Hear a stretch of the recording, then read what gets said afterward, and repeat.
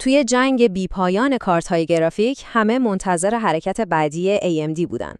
شایعات اولیه میگفتن که نسل جدید یعنی RDNA 4 قرار نیست چیز خاصی باشه. شاید فقط یه بروزرسانی کوچیک، اما حقیقت خیلی غافلگیر کننده تر از این حرفاست. AMD یه حرکت استراتژیک و خیلی هوشمندانه انجام داده که میتونه کن بازی رو عوض کنه. بیاین با هم ببینیم این قمار بزرگ چیه. تا همین چند وقت پیش همه فکر می‌کردن RDNA 4 فقط یه فیسلیفت جزئی برای نسل قبله. اما این نقل قول از hwcooling.net همه چیز رو خلاصه میکنه. بهتر و تواناتر از حد انتظار. این یعنی با یه رفع اشکال ساده طرف نیستیم، بلکه داریم در مورد یه جهش نسلی کامل صحبت میکنیم که همه رو غافلگیر کرده. خب، امروز قراره یه سفر عمیق به قلب RDNA 4 داشته باشیم. اول میبینیم چرا شایعات اولیه کاملا اشتباه بودن. بعد میریم سراغ مغز متفکرش، یعنی واحدهای پردازشی هوشمندترش. جهش فوق‌العاده‌اش توی رهگیری پرتو و رقابت تنگاتنگش توی هوش مصنوعی رو بررسی می‌کنیم و در آخر می‌بینیم که این قمار استراتژیک AMD دقیقاً برای شما چه معنایی داره. بسیار خوب، پس بیایید شایعات رو بذاریم کنار و ببینیم داستان واقعی RDNA 4 چیه، چون این شروع یه نبرد کاملاً جدیده توی دنیای کارت‌های گرافیک. این ایده که RDNA 4 یه آپدیت جزئیه رو کاملاً فراموش کنید. AMD تقریباً همه چیز رو از اول طراحی کرده. از موتور اصلیش یعنی واحدهای پردازشی گرفته تا بخش هوش مصنوعی و سخت افزار رهگیری پرتو، همه چیز برای یک جهش عملکردی واقعی از نو ساخته شده. حالا به این مقایسه یه نگاه بندازید. خیلی جالبه نه؟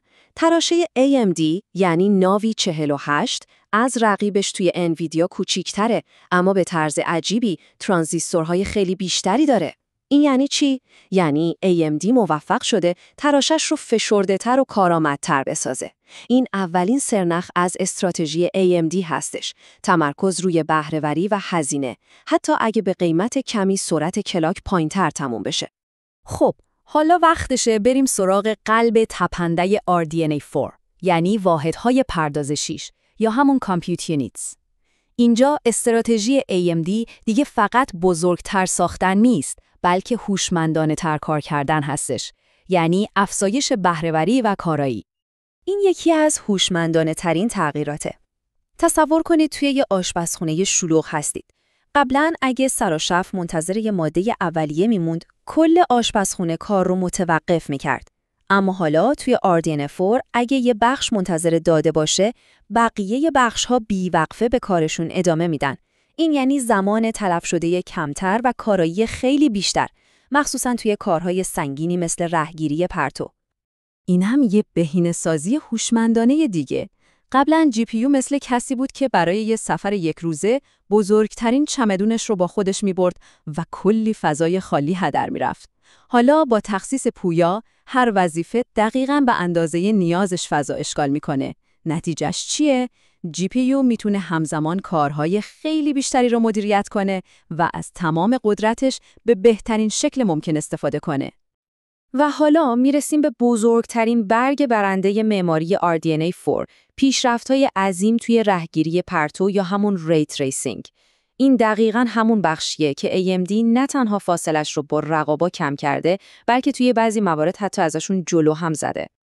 خب این جهش عملکرد از کجا میاد؟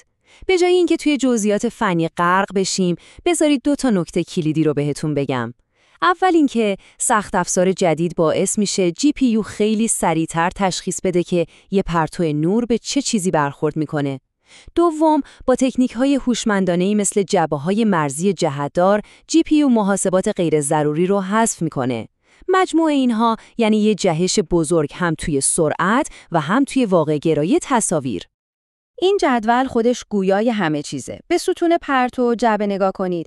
AMD عدد خودش رو به 8 رسونده، دقیقاً مثل انویدیا. این یه پیشرفت فوق‌العاده است. اما توی ستون پرتو و مثلث تفاوت‌ها خودشون رو نشون میدن.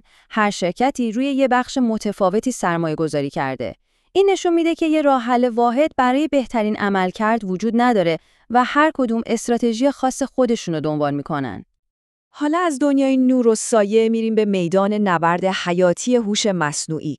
جایی که رقابت با انویدیا واقعا نفسگیره. خیلیا فکر می‌کردن AMD توی این زمینه عقبه، اما RDNA 4 اومده تا این تصور رو کاملا تغییر بده.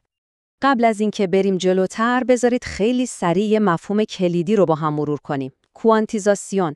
اسمش شاید یکم سخت باشه، ولی مفهومش ساده است.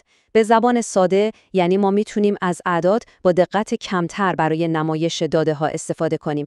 این کار هم مدل‌های هوش مصنوعی رو کوچیک‌تر میکنه تا توی حافظه جا بشن و هم سرعت محاسبات رو به شدت بالا میبره.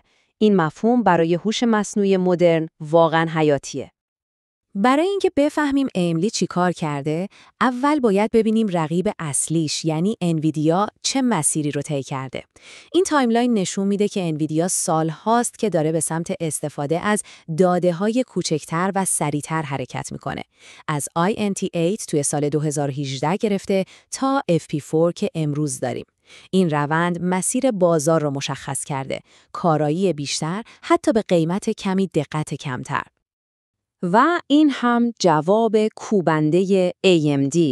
شتاب دهنده های هوش مصنوعی نسل دومشون عملکرد رو تا 4 برابر افزایش میدن. تازه با یه تکنیک هوشمندانه به اسم Structured Sparsity که مثل حذف کردن اطلاعات غیر ضروری از یه متن عمل میکنه، این افزایش به 8 برابر میرسه. بله درسته، هنوز از FP4 که توی جدیدترین کارت انویدیا هست پشتیبانی نمیکنه، اما این یه انتخاب استراتژیکه، نه یه ضعف. و حالا میبینیم چرا. نتیجه نهایی رو توی این نمودار ببینید. توی بازار اصلی کارت جدید AMD یعنی RX 9070 XT رقیب مستقیمش از انویدیا رو با 779 در مقابل 703 تریلیون عملیات بر ثانیه شکست میده. این یعنی AMD نه تنها عقب نیست، بلکه توی این بخش مهم از بازار پیشتازه.